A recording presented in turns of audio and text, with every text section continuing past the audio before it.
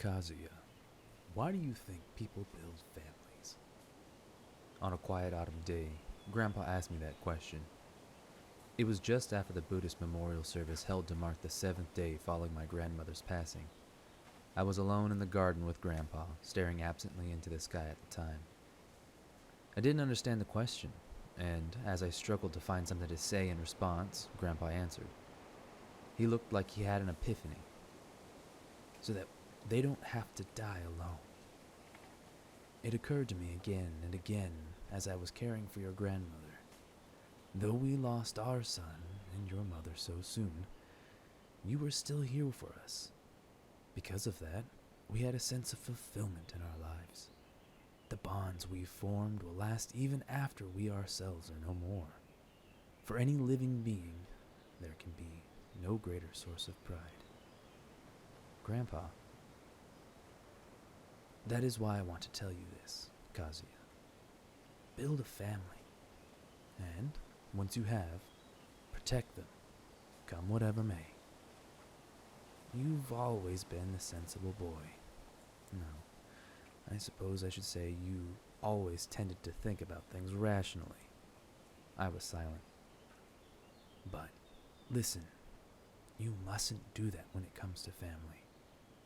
Once you've taken their hands, never let go. Put your life on the line and protect them to the bitter end, no matter what. If you do that, I'm sure you'll be able to think, I lived a good life when your time comes, just like your grandmother, and just like me. You're making this sound like it's your last will, I said teasingly. But Grandpa nodded in complete seriousness. I'm getting on in years. These may be the last words I'll leave to my grandson, who will one day be alone. At the time, I could say nothing in response. And now, as if he had only been holding on so that he could see me get accepted into university, Grandpa had left to be with Grandma. In that house where I was now alone, I whispered to myself, I know. I haven't forgotten your last will, Grandpa. To build a family and protect them, no matter what. Holding that promise close to heart, I would begin my new life. That was how it was supposed to be. "Oh, hero, it is good that you have heeded my summons," said a middle-aged man who had just appeared before me. He was average build and seemed to be attempting to sound majestic. I'd have to put his age around 40 to 50 years old. He wore a red cape thick enough to serve as a coat, and atop his head sat a gleaming golden crown. I could tell at a glance that this guy was a king. Was the gentle-looking young woman standing at his side the queen, then? She was a beautiful woman with platinum blonde hair, wearing a beautiful dress. She looked as though she was only around 30. Let's take stock of the situation, I thought. A needlessly high ceiling, rows of marble pillars, and beneath me a red carpet. Soldiers standing at attention on either side, and mixed in with them a person who looks like your stereotypical prime minister. It was a place that looked like it came out of an opening of an RPG. There was a king, a palace, and that "oh, hero" line I had just heard. Okay, calm down, I told myself. Panicking will not improve your situation. The first order of business is... right. I'll start by gathering information. "Why do you look at me like that? Are you upset that I have called you here?" the king said nervously as I stared at him. "That's not it. I just don't have a good grasp of the situation. Could I ask you to explain?" "You certainly are calm. It is most enviable." "Your Majesty," I began. "It's nothing." The Prime Minister cleared his throat, and the king jumped a little. Seeing that little interaction, the queen giggled, and the soldiers looked on with wry smiles. I could see the king truly was the good-natured man that he seemed. I sensed that he lacked the aura of command required of a nation's ruler, but that he was the type who was loved by the people. Still, that was neither here nor there. I posed my question with deliberate calmness so as to not intimidate him. "So, if I'm the hero, does that mean there's a demon lord invading or something?" "You certainly do catch on quickly. It is precisely as you say." I was speechless. Seriously? This isn't a dream, right? No. I just wanted to try saying that. I can distinguish between dreams and reality. This doesn't have that hazy, dreamlike sensation. All four of my senses, excluding taste, were reporting to me that this was the real world. This is reality. Let me say that again. Seriously? Is something the matter, hero? Why do you suddenly clutch your head? No, don't worry about it. I just felt a little dizzy. My head started to hurt, but for the moment, I'd have to put up with it. I'm fine now. Please, explain the situation. Are you certain? Very well, I shall explain. The king then launched into a lengthy explanation of the world's history, like you might see in an old RPG. It was long-winded enough that if this were a game, I'd have been hunting for the skip text button, so I'll summarize for a bit. First, he spoke about this world. The world was made up of the supercontinent Landia and a number of islands of varying sizes. On the supercontinent Landia, there were many countries, large and small. In addition to humans, these were populated by beastmen, elves, dwarves, and dragonutes, among other races. There were countries where these races coexisted, countries where one race had preferential treatment, countries which forbade entrance to all but one race, and more. These countries took many forms, and they struggled against one another for supremacy at times. However, since the Demon Lord's domain appeared, it seemed all these countries had, on the surface, taken a position of mutual cooperation. Next, the king spoke about the Demon Lord's domain and the Demon Lord. Around 10 years ago, in the northernmost reaches of the supercontinent Landia, a dimension called the Demon World had appeared, and monsters of many sizes and shapes had poured out, throwing the northern countries into chaos. The countries had formed an alliance and organized a punitive force to send into this Demon World. However, that punitive force had been annihilated. In the Demon World, there were monsters which had minimal, or some would theorize no, intelligence, as well as demons who were intelligent and also powerful fighters. The demons were the ones who had annihilated the punitive force. Furthermore, though it had not yet been verified, people whisper about the existence of a king who ruled over the demons, a demon king. After that battle, the countries had lost their main fighting forces, and none of them had the power to defend themselves against the monsters that appeared from the demon world. The demonic forces, which had until then held only the equivalent of a small country, laid waste to the northern countries and came to rule a third of the continent. This territory was now called the Demon Lord's domain. While their advance had stopped for the moment, it was said that this was because the expansion of the front lines had spread the demons and monsters thinner, making it possible for the individual countries to hold the line against them. That didn't mean mankind had any decisive way to turn things around. In the frontline countries, things had bogged down to a stalemate. What is there for you to agonize over? I asked. You're afraid of the Empire, aren't you? I am afraid. That is exactly why I'm agonizing over this. If I may interject, allow me to explain, the half-elf Prime Minister had said, stepping forward. At present, there is a clear difference in power between our country and the Empire. We simply are not in a position to say no when the Empire asks for something. While we are stuck in that situation, you are the sole lucky card that has fallen into our hands. Once we play that card, however, we have nothing left to use when negotiating with the Empire. Even if we survive this time by doing as they say, what will we do next time something comes up? Next time we might only have succeeded in giving up our only card. I was silent. It wasn't hard to see what he was saying. What had happened to northern Fujiwara after they had given up their only card, Minamoto no Yoshitsune, was a good example. Those who cave in to intimidation, letting go of their only card in their hand, will only have a dark end waiting for them. What is a hero anyway? I asked. It is said that the hero is the one who leads a change of an era, the Prime Minister replied. So it's not just someone who slays that demon king. Isn't that a wee bit vague? I asked. We don't have much in the way of documentation, you see.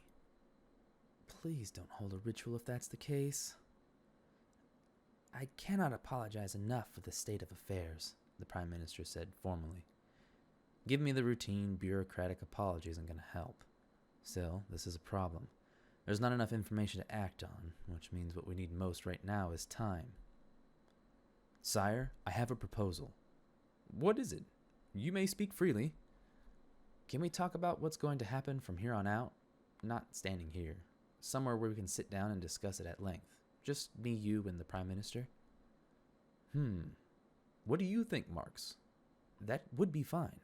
The Prime Minister, whose name was Marx, nodded in assent. Since I had their agreement, I made another request. Please also gather all the materials you can on this country, with a particular focus on the balance of payment reports, as well as materials on agriculture, forestry and fisheries, economy, trade and industry, and land, infrastructure, and transport. We might be able to scrounge up the money the Empire is demanding. Also, I'd like the materials you have on heroes, but, well, that can wait. Very well. I will have them gathered at once, said the king. We took a break at this point, and I was called to the king's governmental affairs office later. Sitting on a comfy sofa across from the king and the Prime Minister Marx, we held meeting after meeting. That is, we talked about basically everything there was to talk about. The country's industry, economy, tax system, agricultural policy, military preparations, foreign affairs, we discussed it all. The meetings went on for 2 full days. This was partly because I asked questions about every minute detail of the materials I had them gathered, and partly because they latched onto policies I was proposing to a degree that was bizarre. From partway through the meeting, the king was paying rapt attention to me, as if he had become an entirely different person. It was now 2 days later. The soldiers guarding the door would later tell everyone that when the king left that room, his expression was uncharacteristically bright and cheerful, and that his was the face of a man who had come to a decision. The day after our 3-person meetings had come to an end, the king gathered the VIPs of the castle in the audience chamber and proclaimed loudly, "My people, I ask you to heed my words closely. I, the 13th king of Elfrieden, Albert Elfrieden, hereby abdicate my throne to the summoned hero, Souma Kazuya. Further, I hereby announce the engagement of my daughter, Lycia Elfrieden, to Sir Souma." The room fell silent. Everyone had been struck mute. The only one present who remained calm was, perhaps, the Queen. This bombshell announcement completely blindsided me. Chapter 1. Fundraising. On the 32nd day of the 4th month in the 1546th year of the continental calendar, the throne was ceded to Souma Kazuya. It happened in the capital of the Elfrieden Kingdom, Parnem. This city was the capital, where the residence of the Elfrieden Kingdom's king, Parnem Castle, was. A town had risen up around Parnem Castle, and the circular walls surrounding it were reminiscent of a city-state in the Middle Ages of Europe. The roofs in the nobles' quarter and the peasants' quarter were uniformly orange, and this suited the classic image of the town well. Parnem Castle was in the center, connected with north, south, east, and west gates by large roads that were always busy with carriages and large mounted beasts. Aside from the main roads, there were also countless smaller cobblestone roads radiating out from the castle, and these small roads were connected by yet more small roads. Seen from the air, it would have resembled a spider's web, or perhaps a snowflake. These roads were lined on both sides with merchants and tradespeople, and they were always bustling. Since today was a holiday, and also the first day off since the new king Souma, though with the crowning ceremony not yet having taken place, he was technically only acting king, had been given the throne, the marketplace was even more busy than usual. This sudden change of monarchs had caused tension in the castle town for a little while, but once they had learned that the throne had been ceded to the summoned hero, and that the former king, Albert, had announced his abdication of his own will, and that Souma was betrothed to Princess Lycia, the former king's daughter, the confusion naturally died down. Because the former king had ruled through being loved, the rumors settled down to, well, if the king is fine, I guess it's okay. Yeah, the pressure really seemed to be getting to him. I'm glad he has that weight off his shoulders now. He'll be able to take it easy now. It's best for everyone this way. The people's interpretations of what had happened were largely favorable. It seemed the king's lackadaisical manner was in tune with a national character. Having had the throne foisted on him, Souma had worried that a resistance movement might rise against the sudden change, but he was a little let down when it never happened. Regardless, it was another peaceful day in Parnham as people of many races went about their business. As if cutting through that peaceful afternoon, a white horse galloped down the cobblestones. The horse was spurred on by a beautiful young girl in a red military uniform that looked like it could have come out of the Rose of Versailles. She was 16 or 17 years old with fair skin and platinum blonde hair that streamed behind her in the wind. Her tight-fitting uniform accentuated the well-balanced lines of her body. A beautiful girl riding a white horse made for a picturesque scene in its own right. The people she passed on her way let out gasps of admiration, which turned to cheers when they realized she was their country's princess. "Congratulations on your betrothal, princess! We wish you happiness!" The people sent her the warmest regards, with no idea how she herself felt about the matter. Of course, it was unlikely she could hear them now anyway. "Father, Mother, please be safe," she, Lycia Elfrieden, whispered to herself with a pained look on her face. "Father, what is the meaning of this?" Lycia demanded, raising her voice at the sight before her. The king's bedroom. It was a room large enough that the king-sized bed did not dominate it, and each and every piece of furniture was exquisitely designed. Originally, this bedroom had been meant to be the private quarters of the royal couple, so it should have been turned over to Souma when he ascended to the throne. But Souma hadn't wanted to go through the trouble of moving in, so he had given permission for the former royal couple to stay, and they were still using it. Souma, incidentally, had brought a simple bed into the governmental affairs office and slept there. When Lycia ran into that room, out of breath, she was greeted by the sight of her parents not only elegantly enjoying tea on the attached balcony, but dipping scones into cream, raising them into each other's mouths and saying, "Say ah, darling, ah," and feeding each other. Lycia fell to the ground, but quickly stood back up and marched up to the former King Albert with anger in her eyes. "Father, when I heard your throne had been usurped, I hastened back from my patrol outside the capital. So why is it now that I find you two feeding each other without a care in the world?" Lycia, in addition to her title as princess, though following the abdication, she was now the new king's betrothed, had also graduated from officer school and held an officer's rank in the army. She was not especially high in the ranks, but due to her high birth, she was often tasked with attending royal army funerals or with other missions of special nature. This time she had only been out on a regional patrol, so upon hearing of her father's abdication, she had rushed to the capital. "There was no usurpation, really. I abdicated the throne of my own free will," her father said calmly. "Why would you suddenly do that?" "I had become certain that the man would make a better king for this nation than I. This is a decision that I came to as the one entrusted with this country, and I take full responsibility for it. I will tolerate no objections." In that moment, Lycia saw the dignified authority of the man who had, until just recently, carried a nation on his shoulders, and found herself unable to object any further. "Ugh, but how could you decide my engagement without even consulting me?" "You may discuss that between yourselves. The betrothal was something I forced on him to begin with. If you do not want it, I doubt Sir Souma will force the matter." "Mother!" Lycia had shouted. She turned to her mother for help, but Alicia just smiled. "Meet Sir Souma for yourself first. This is your life, so you must decide what you will do with it yourself. Whatever your decision is, we will respect it." With not even a straw to grasp at, Lycia's shoulders slumped. She departed the room of the former royal couple and walked quickly across the palace. It had been some weeks since she left this palace for her regional patrols. Something about the palace she had been away from for a few weeks caught her attention. Many of the servants were running around. The guards, the maids, the bureaucrats, even the ministers. Anyone and everyone was running. The sight of pudgy ministers running around and gasping with sweat beading on their foreheads was so surreal she could only stare, dumbfounded. It hadn't been like this before. The castle she remembered had been a place so relaxed it felt as if time just flowed slower there. The maids, the ministers, everyone would walk slowly, and it was so quiet you could hear the palace guards training in the courtyard from anywhere in the palace. Hadn't Lycia joined the officers' academy because she had been sick and tired of that atmosphere? But what now? No matter where she went in the castle, the sound of footsteps echoed. Lycia called out to one of the maids who was rushing past. "Can I have a moment?" "Why, princess, how may I be of service?" the maid asked, slowing. Everyone in the castle seems to be in an awful hurry. Is there something happening?" No, nothing in particular. Are you sure?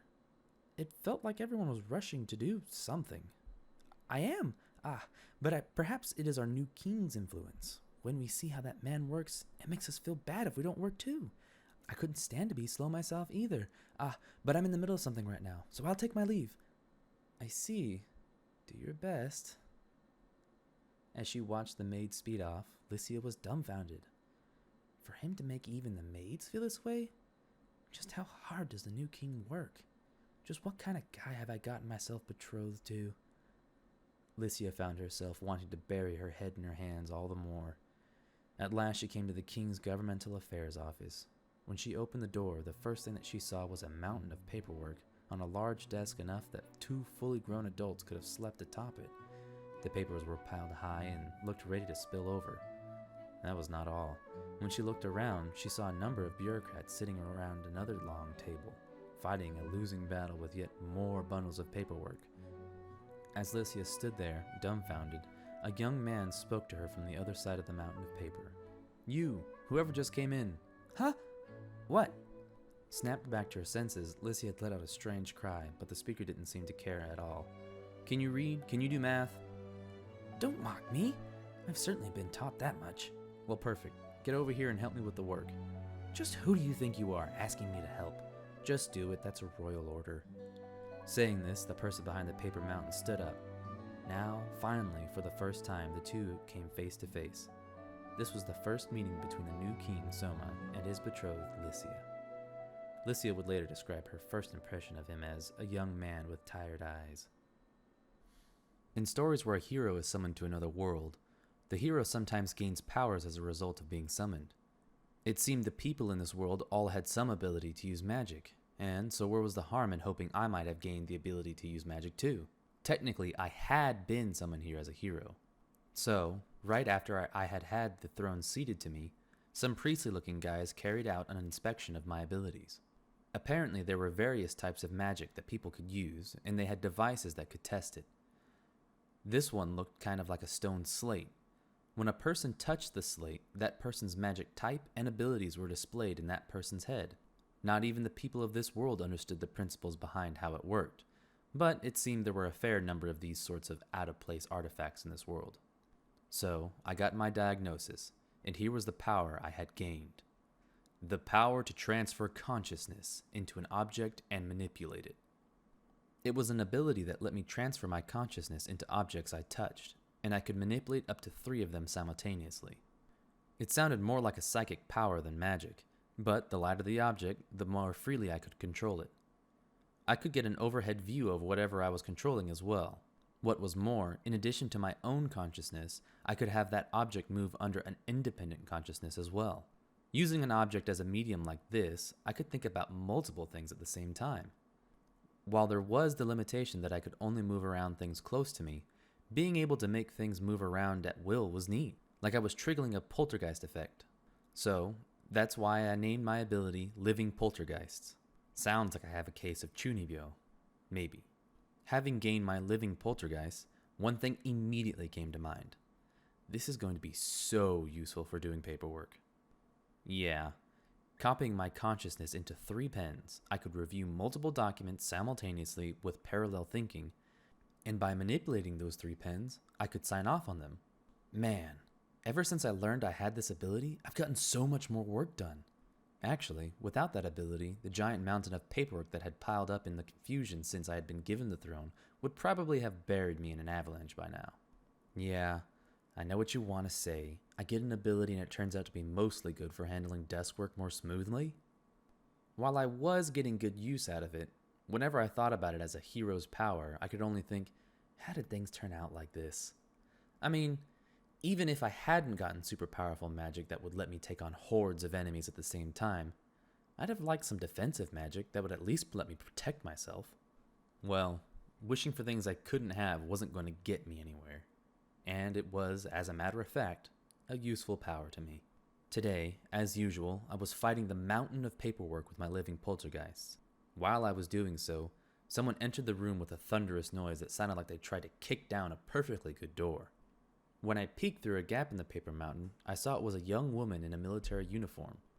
With her regular features, skin so pale as to be translucent, and silky platinum blonde hair, she was so gorgeous that at any other time I would have been captivated by her beauty. However, having pulled 3 consecutive all-nighters, I saw not a beautiful girl, but just a new source of labor. After calling her over and practically forcing her to sit next to me, I pushed 2 stacks of paper in her direction. Please compare these 2 sets of documents and look for places where the values or number of items don't agree and mark them. Huh? What? What kind of work is this? What, you ask? Digging for buried treasure. That's what. I explained to the perplexed girl in uniform, for unaccounted for expenditures to be precise. One pile is requests for budgetary appropriations, the other is income and expenditure reports. Even if the amount requested and the amount spent match, if the number of items differs, that can be indicative of either wasteful investment undertaken to fully use up their budget, or embezzlement disguised as an investment. We'll check those, and if any laws have been broken, we'll make each of the responsible parties pay to make up the loss. If we uncover personal embezzlement, we will mandate repayment, and in the event that they cannot pay, we will arrest the offender and seize their assets. Understood. Perhaps she had been intimidated by the threatening air of a man who had gone without sleep, because the girl nodded along as I talked. Good. Perhaps around 2 hours passed with her working quietly next to me. At last, the military girl in uniform spoke to me, her hands never ceasing their work of checking documents as she did. Hey. What? If you're tired, you can take a break whenever. No, that's not it. I haven't introduced myself yet. I'm Lycia Elfrieden, the daughter of the former king Albert Elfrieden. I stopped moving my pen. You're the princess, huh? I don't look like one? You were in uniform, so I didn't notice, but yeah, maybe you do look princessy. At this point, she finally made me take note of how attractive she was. I'm Souma Kazuya. Technically, I'm the new king. She was pretty close, and we looked into one another's eyes. Unlike me, who was just taken aback, her golden eyes seemed like they were trying to evaluate me. After we looked into one another's eyes for some time, Lycia slowly opened her mouth. I'm not a princess anymore. Because you usurped the throne, my current position is a little unclear. Usurped? Your father pushed the throne and all his duties off on me, I'll have you know. Honestly, why do I have to go through all this pain and hassle? Seriously, what happened? I know you're the summoned hero, but how did that suddenly turn into you taking the throne? You tell me. I just did what I felt I needed to in order to protect myself. I explained what had happened around the time of the summoning ceremony to Lycia. When I had been summoned to this world, I had been on the verge of being handed over to the Empire. The king hadn't seemed enthusiastic about the idea, but seeing as he had no other plan, if the Empire had to put pressure on him to do it, he probably wouldn't have had any other choice. There had been no telling what might happen to me if I was turned over to the Empire, so I asked the king to choose the do not hand over the hero option. My proposal to the king and the prime minister was that they pay the war subsidies to buy time, and with that time, pushed forward with politics that would build a strong and prosperous country. If they were saying, hand over the hero in place of war subsidies, all we had to do was pay the subsidies. If we did that, they would lose any justifications for interfering in our affairs. It was not an actual threat, no matter what it seemed like. To keep up appearances, the Empire would not insist on it any further. That was my reasoning. We would use the time bought this way to pursue country-strengthening policies, which would let us stand on equal terms with the Empire. The two of them had objections, of course. They had said the country had no means to pay the war subsidies.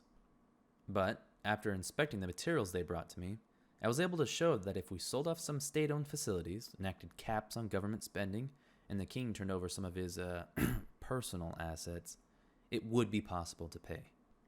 I had gotten into the university's School of Socioeconomic Studies, with the subject I had selected for the socio part of the entrance exam being world history, by the way.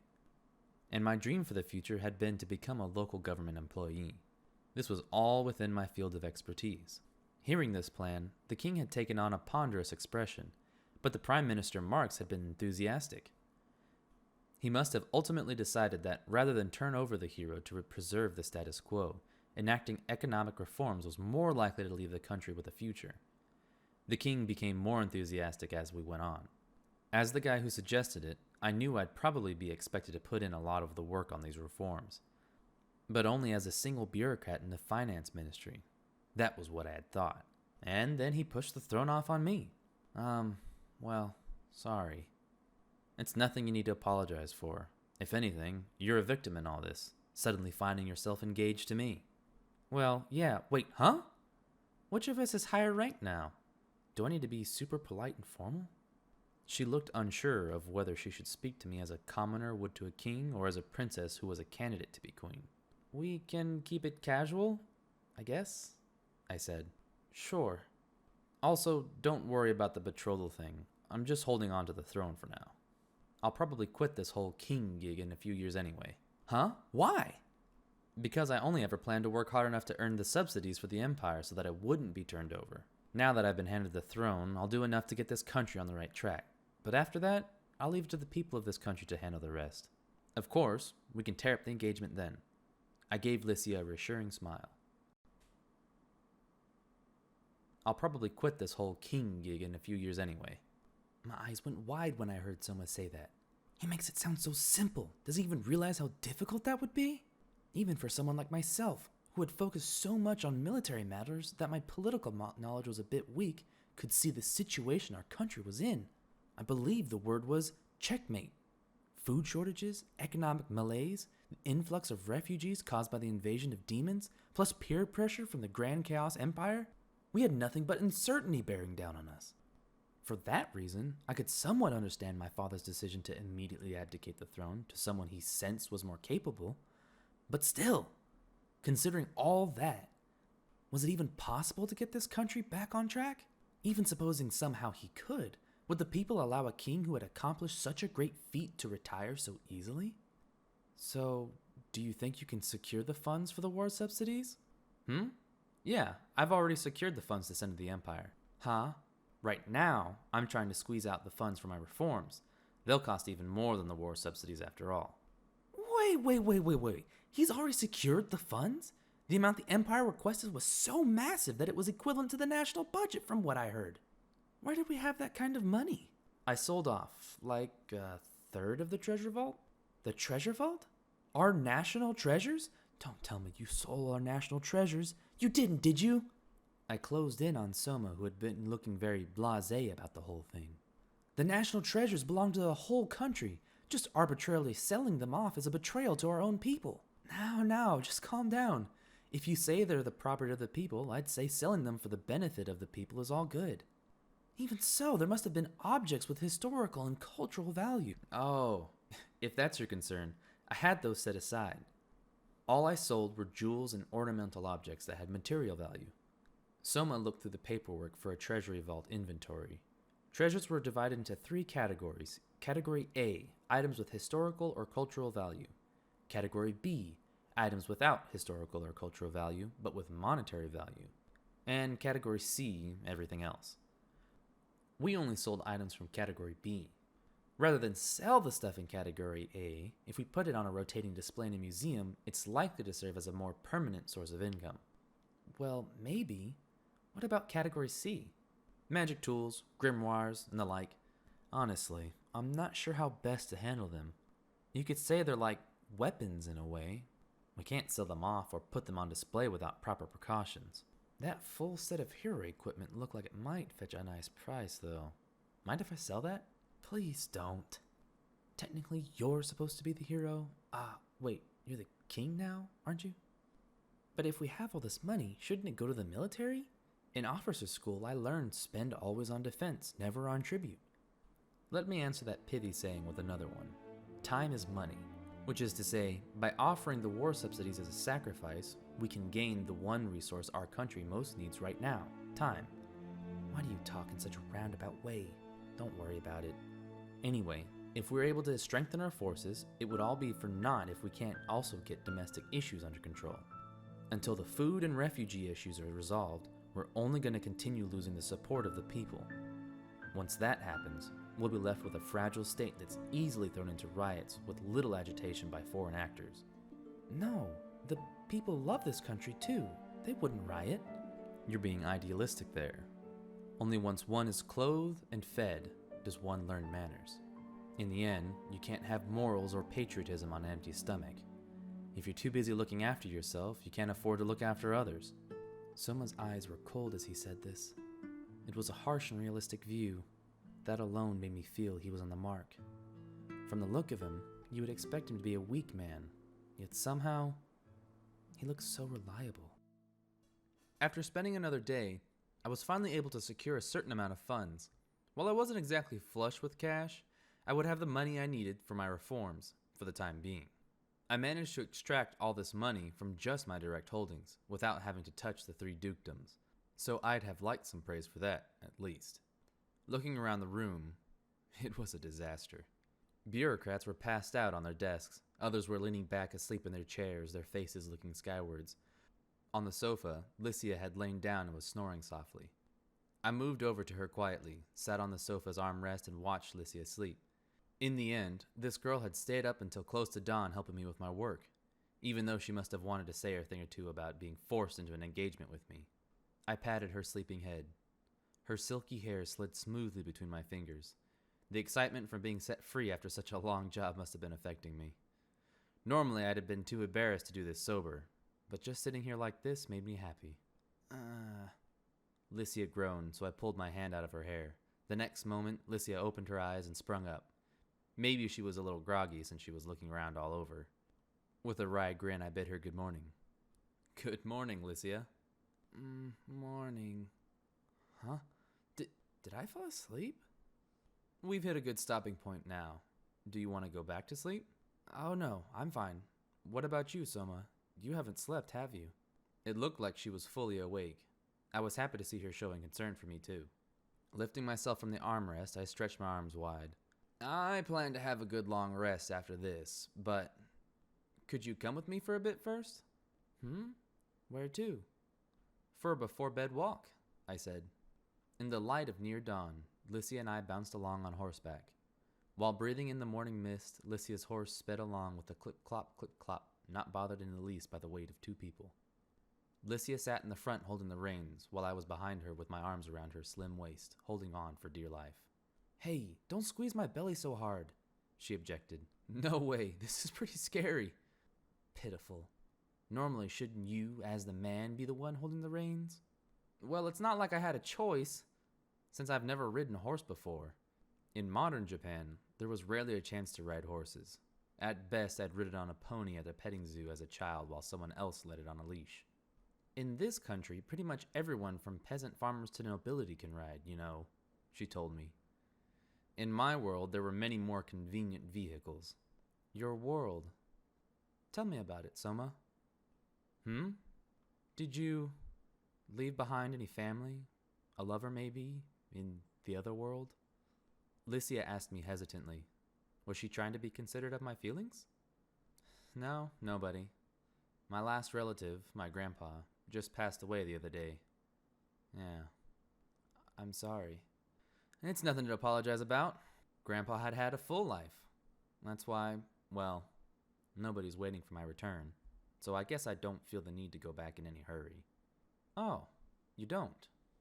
Lycia seemed somewhat relieved. As we talked, the horse kept clip-clopping along. It was around 6 a.m, maybe, the time when people finally start to stir. As we passed through the shopping street, no shops were open yet, and there was almost no one out. Passing through the castle town, we reached the wall that went around the capital. We came up to a massive gate, the likes of which I had only seen in foreign fantasy films, and after speaking to the guards there, we went outside through a small door beside it. Lycia did all the talking here. If the newly ascended king had told them he wanted to go outside the city without any bodyguards, I doubt they would have allowed it. So, Lycia, who held an officer's rank, told them, I have been dispatched outside by the order of the king, and played it off as part of her duties. Once we safely passed through the gate, Lycia added, Since I said it was a royal order, there's going to be a record of it. Who knows what Marx is going to say to us later. I ignored her complaints. After a short trip through the city streets, we finally reached our destination. Stop here, I said. As she stopped the horse, Lycia looked at me questioningly. This is where you wanted to come?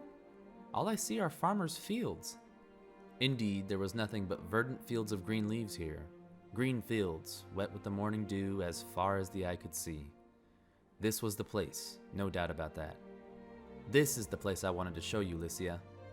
These fields? I suppose they're pretty when they're wet with the morning dew like this. Pretty, Huh.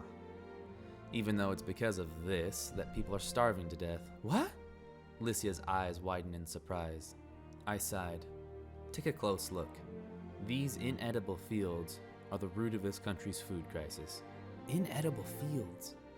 That's what Souma had called the fields that spread out before me, looking at them bitterly.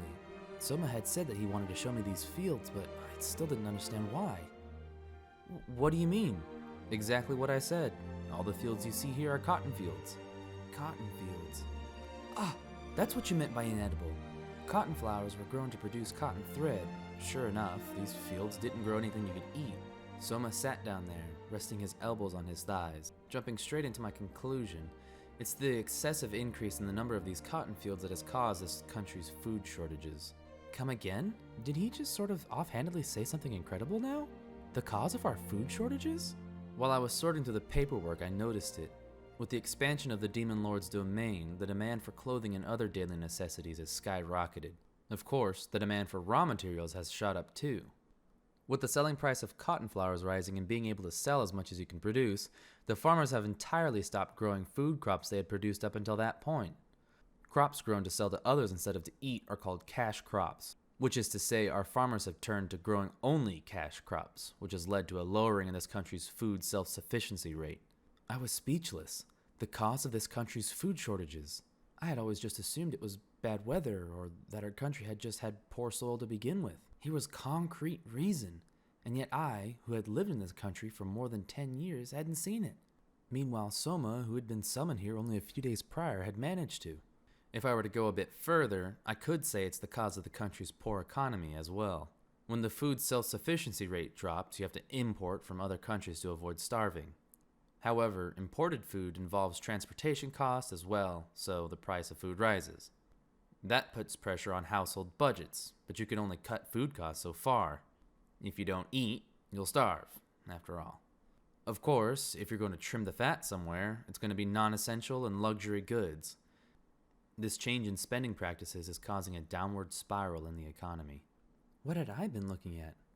Had I just been a private citizen, it would have been fine to just laugh scornfully at my lack of insight. However, I was a princess. The ignorance of those at top kills those at the bottom. I'm a failure as a royal. I lost all strength, falling to my knees there.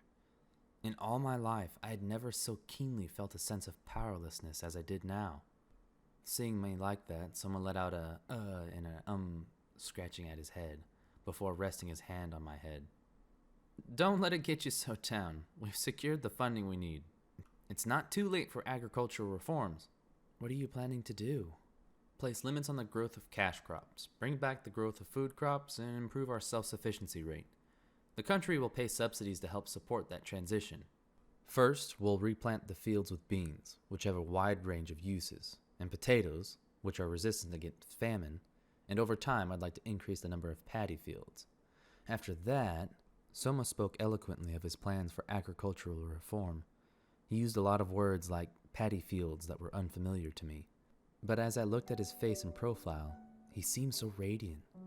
I felt I could understand why my father had abdicated the throne to him. He was what this country needed most right now. We had to do whatever it took to keep him tied down here. Our betrothal had probably been meant as another chain with which to bind him. I guess I can't afford to be upset about the engagement being decided without my input. Souma had said that once he got the country on track, he would return to the throne, but we couldn't let him do that. It would be a loss to the country to have a man of such rare talent leave. It needed to be prevented at all costs. He says he has no family in his old world. If I were to become his family here, could I keep him in this country? I wondered. As his fiancé, if I can just make the marriage a fait accompli, the best way to make it a fait accompli would basically be doing that with him. The thoughts that came to my mind left my face flushed red. So in the mountains, hey, Lycia, are you listening? Why, yes, I'm listening. Your face is all red, you know. It's just the sunrise. Think nothing of it. My cheeks were on fire, and I was ready to just die of embarrassment. From there on, I don't think I heard a single word of Souma's explanations.